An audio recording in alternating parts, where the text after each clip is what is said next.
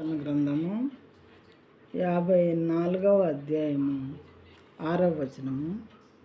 కీర్తనలో 54వ అధ్యాయము 6వ వచనము.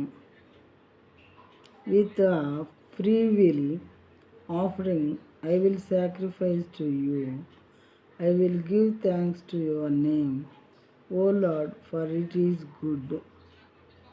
తెలుగులో, యెహోవా నీ నామము ఉత్తమము, నేను దాని కృతజ్ఞత స్తుతులు చెల్లించుచున్నాను. యెహోవా నీ నామము ఉత్తమము, దేవుడు ఉత్తముడు అని చెప్పి బైబిల్ గ్రంథంలో రాయబడి ఉన్నది. ప్రియమైన వాళ్ళారా, ఉత్తముడు అంటే మంచివాడు మనకు తెలుసు కదా. యెహోవా నీ నామము ఉత్తమము. ఉత్తముడైన దేవుని మనం ఆరాధించాలి, ప్రార్థించాలి, ఆయన ఎవరో తెలుసుకోవాలి అని దీని యొక్క మీనింగ్ అన్నమాట. యెహోవా నీ నామము ఉత్తమము, ఉత్తముడైనటువంటి దేవుడని ఈ వాక్యం ద్వారా మనకి తెలియబడుతూ ఉన్నది. ప్రియమైన వాళ్ళారా, ఈ దేవుడు రాజులకు రాజు, ప్రభులకు ప్రభువు, దేవాతి దేవుడు, పరిశుద్ధుడు, అతి పరిశుద్ధుడు అని వ్రాయబడి ఉన్నది. మరి పూజనీయుడు, పూజార్హుడు అని వ్రాయబడి ఉన్నది.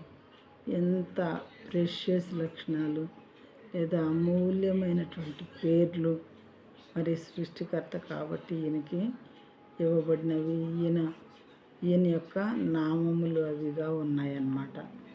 పరిశుద్ధ దేవుడు కాబట్టి పరిశుద్ధుని రాయబడి ఉన్నది. దేవుళ్ళందరికీ దేవుడని కాబట్టి దేవాతి దేవుడని రాయబడి ఉన్నది. ప్రభువులను బట్టి పిలువబడే వారందరికీ ప్రభువు కాబట్టి ప్రభువులకు ప్రభు అని రాయబడి ఉన్నది.